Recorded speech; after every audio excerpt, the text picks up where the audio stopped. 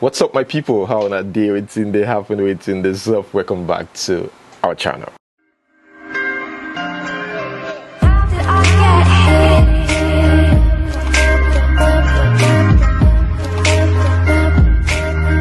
Here we have Tinubu. Although Tinubu is just an aspirant, but we all know that is the godfather, and this time we're talking about a big fish that's about to run in the party.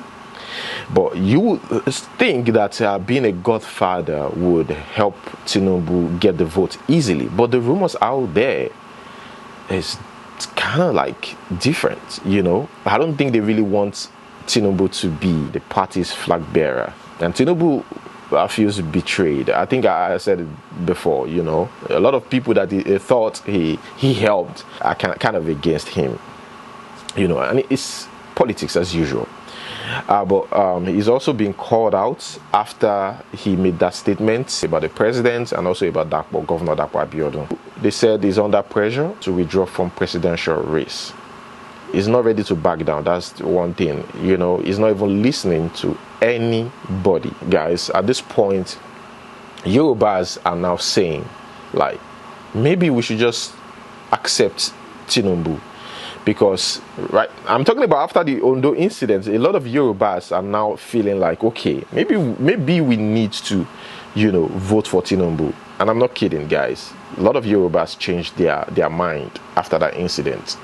They feel like Tinubu is the strongest man there, and if they support him, it will become Nigeria's president. And again, the fact that they want him to step down so bad sounds suspicious. You know, Yorubas are scared at this point. They felt like he's the best guy they could risk against these Northerners.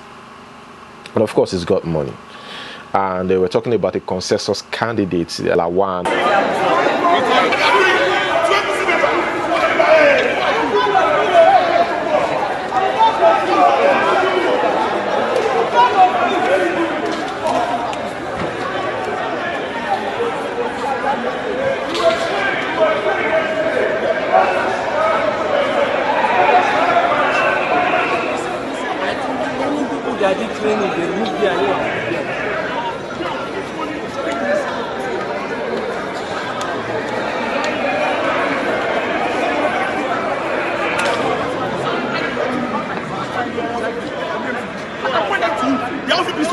And we know exactly what's happening. You understand what I'm talking about? We are not asking for what. We are only asking, excuse me, with due respect. The man that brought us out has the authority to bring us to court. He has the authority to do that. That's number two, we are seeing exactly what is happening right now. They are trying to self-franchise even accreditation ad hoc committees. So let the governor be aware of what is happening. Because if I want to transfer in this place, I know how to transfer very well. We won't leave this place. Nobody will enter. Just no, no. So back up.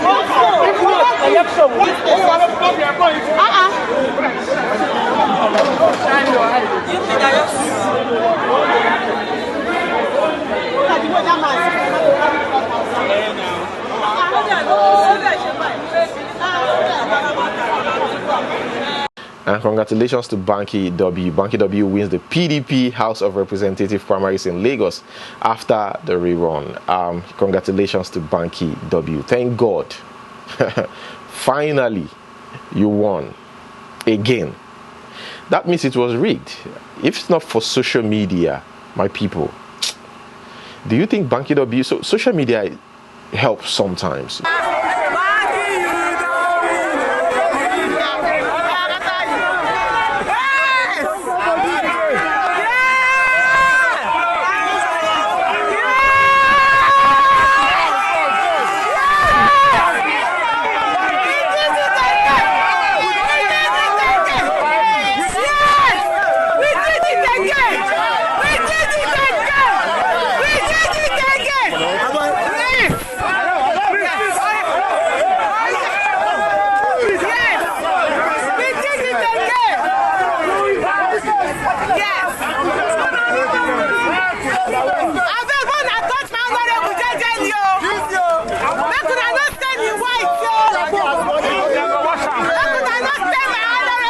Okay, guys, here we are still talking about what happened on Sunday. They call it Black Sunday. Yeah, very black. Several people were killed at a Catholic church in Ondo State, Owo. Very sad moment. Tinubu visited, the Vice President Oshibajo visited, Buhari, you know, as usual, would just send his condolences and that's it.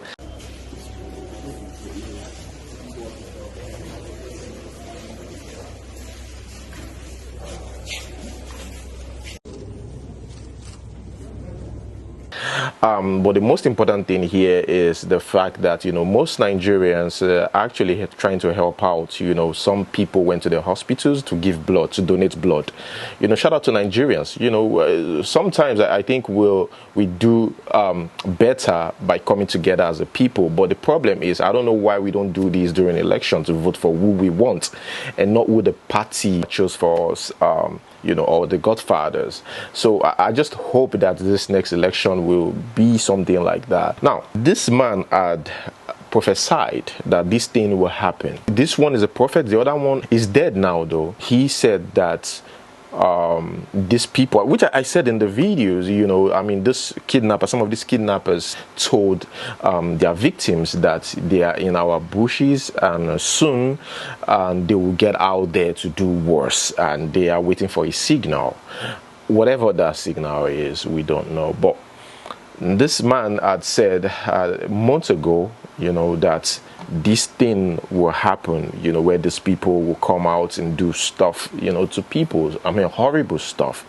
Guys, let us watch this video so you quickly understand what I'm trying to say.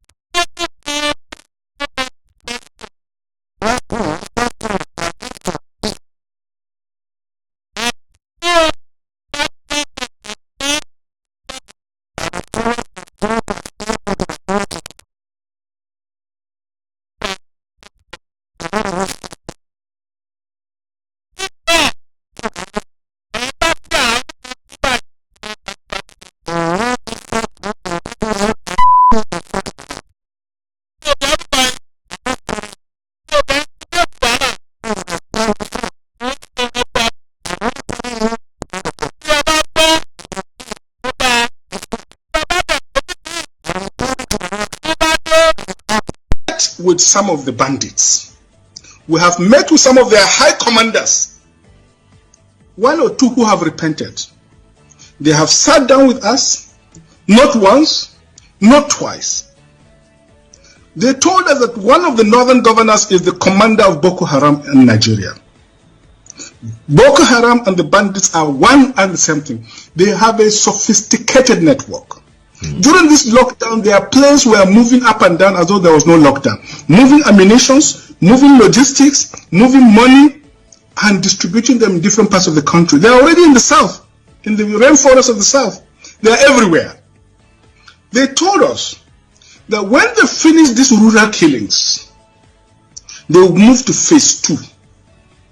The phase 2 is they will go into the urban cities, going from house to house, killing prominent people.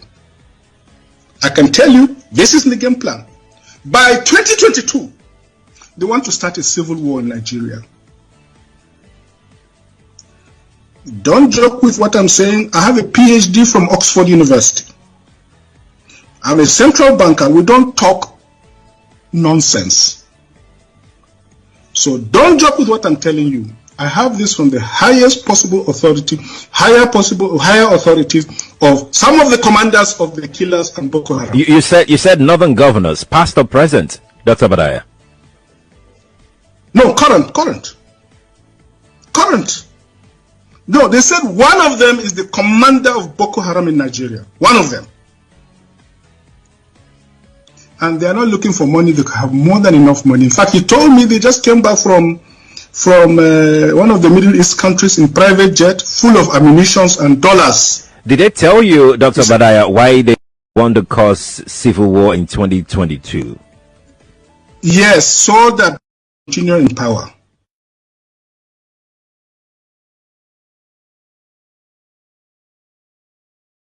And this is something that the government don't tell us, and it even makes you feel like, yes, or convinced that the government, they're actually the ones behind this whole thing.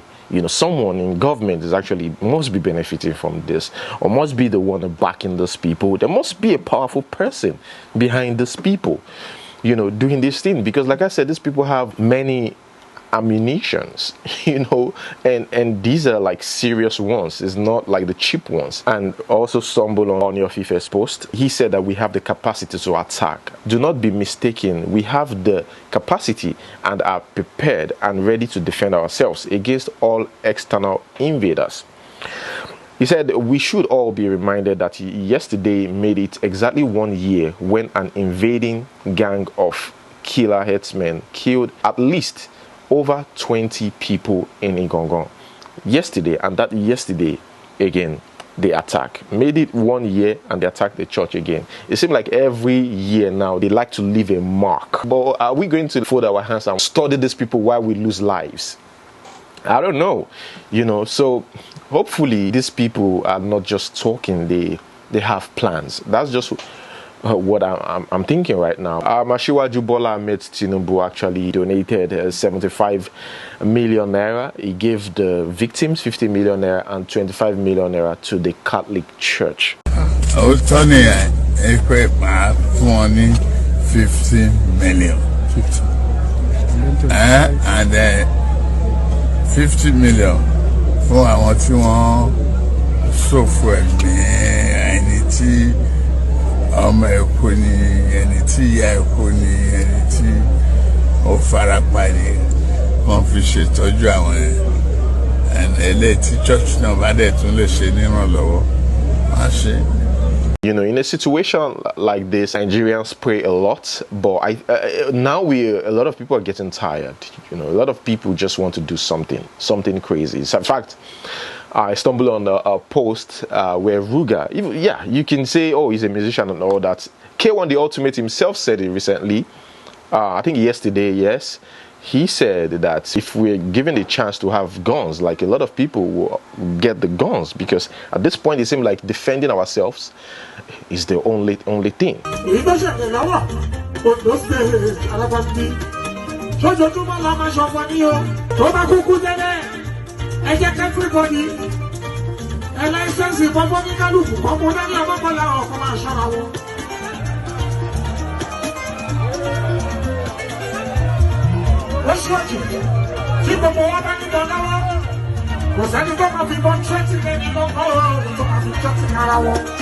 Some people share their stories about how these people took away their loved ones. You know, you understand what I'm trying to say? They killed their family members. Here, somebody shared this saying, the audacity of Nigeria to take my parents from me. I will always hate this country. It's a promise.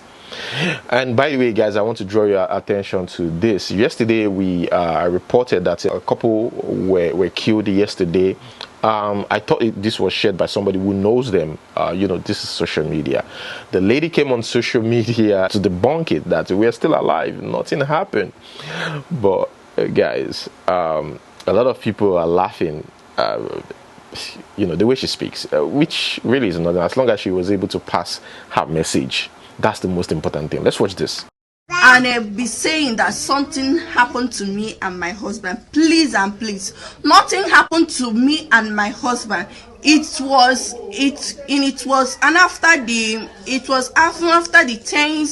after the Thanksgiving at a church that I went home. Nothing happened to me and my husband. Me and my husband is posting. Guys, Fulanis are fighting back. They are saying that, look, don't just come on social media and mention Fulanis. Let us read what this person says. He's a Fulani, Ahmad Shehu. He says, we are going to court with the newspapers that mention the word Fulani in their report of the Owo massacre. Nigerian journalists must be educated about ethnic profiling. I'm Fulani, and the Supreme Court must decide whether I have the right to innocent. This regardless of whether the perpetrators happen to be Fulani or not. There is no single ethnic group that is all innocent or evil. Why the Fulani is different in this country is unacceptable. The court must speak on this. What do you think about this man? He said not many Nigerians know the tribe of Evans the kidnapper, nor do we know hush puppies. All the criminals in this country have ethnic backgrounds that no one mentions, but even false tales of evil will now bear Fulani. We will seek redress. Let me know your thoughts. Speaking about thoughts here, President Buhari hosts APC, according to reports, APC caucus to dinner. It says here, Muhammadu Buhari on Sunday evening, hosted stakeholders of the governing APC, the party, at the new banquet hall, State House, Abuja. And so many Nigerians reacted to this, saying that him hosting APC caucus right after the incident is just very insensitive. Here somebody says, people were just massacred in my country, but our politicians are having a political banquet. This is intentional provocation. The Vice President, the Excellency President of the Senate, there will be the talking part. So, Your Excellency, Mr. President, you kindly, stakeholders, ladies and gentlemen, I'm going to start with the dinner part of it. Consultative meeting this evening. You have met Your Excellency, the Governor. Guys, while we're still talking about this, we got a report that some suspected bandits armed with bows, arrows, machetes attacked Gwarimpa Estate in Abuja, and they operated in the estate for 3 hours. Can you imagine? 1 p.m. to 4 p.m. and nothing stopped them. Gosh. Going back to that, Fowles himself said he's going to be holding a concert on the 11th of June. He said admission is a PVC ticket because these days now musicians want you to vote. I think I saw a post by Peter P. Square where he also said that if you want to visit him, you want to do anything with him, whatever, you will need to have your PVC with you. Because musicians now believe that they have so much influence that they can get the people to choose and vote for who they really want and not who the politicians want. In fact, some people are suggesting that you move out of Nigeria. I don't blame them at this point. Somebody says relocate and pray for Nigeria from outside. Just take the best advice, but think about it. Yes, you can say these, right? But what about your family? It's not everybody that will have the chance to travel. Now, if anything happens to your family, it affects you too mentally. Even though everybody is talking about jackpot, but you have families here, right? Except you don't have families, then you're good, because a lot of you abroad have families here. And somebody here says, I'm outside the country. My uncle and his family were inside the church. My own parents' church is just 5 minutes away. It's not enough to relocate. Yeah, then we have to do something. Frank Donger says here, why do security forces always get intelligent reports about protests, but never about killers murdering and burning people in broad daylight? I wonder myself. Intelligence reports only work against critics. What happened to NIN and SIM connection for security? No, they don't do that. They don't do that. It's sad and a shame. Well, some states are gradually fighting back. Low-key, Governor Ikpeazu orders headers, the Fulani headsmen, to vacate the forest. Are they going to really fight this or work towards it? We don't know. Here we have Regina Chukwu saying, if you are a celebrity and I see you campaigning for any of these old men that sold us to this present government, I will attack you physically I promise you. That's what Regina Chukwu said. Enough is enough. Enough of that. Enough of politics. Let us watch this video. This female barber. She's 19 years old. Let's watch. ASUU strike dey favor me because if school day section now, I no go dey cash out like I dey cash out right now. If school day section, I go class, I go barb maybe like 2 hair per day instead of like 8, 9 per day. So ASUU strike they make me make money well louder. I dey always tell people say this school where I dey go, I just dey go and say make I fulfill righteousness. I wan use this barbing establish myself. Nah, the barbing wey I wan dey do. Person dey ask me say wetin when I go stop doing this barbing work. I talk say I never know. My name na Odedeji Felicia. I be 19 years old. I be barber and also a student of the University of Ilorin. Some of the advantages of being a female barber be say I dey get more customers compared to some of my colleagues, and where the price for haircuts now probably 1,000 naira. If I tell customers say na 1,000, they fit pay 5k sef. But if na my colleague wey be guy, if he talk say na 1,000, they go still complain say 1,000 too much for this. And wetin dey my head wey I go barb for 1,000. Okay guys, that is where I'm going to hold it. You know, I can't wait to get into, you know, this drama scene, you know, in the entertainment industry or anywhere. Yeah, because you know it's very sad, you know, thinking about this. You just need something to, you know, hype you again to talk about. But at this time, I think it's necessary that we talk about this. So on social media, not really much reports like drama going on. This is trending, you know, the Owo incident. It's sad. So it's always good to draw people's attention to things like this, to know that okay, it's not really safe and we have to be watchful, you know. But at the same time, we also want to be happy, right? Not every day like sad news and stuff like that.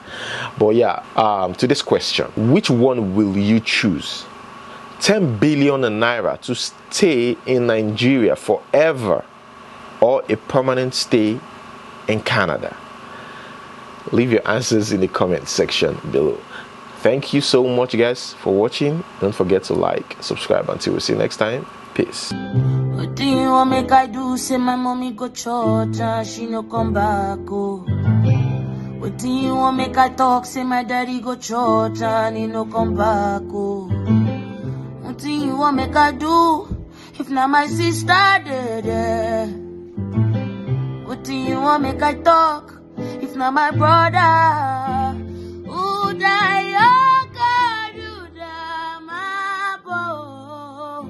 Waka you waka bo, waka you waka bo, waka you.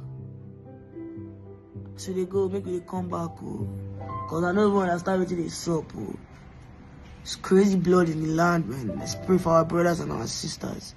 Let's pray for Ondo. Let's pray for Owo.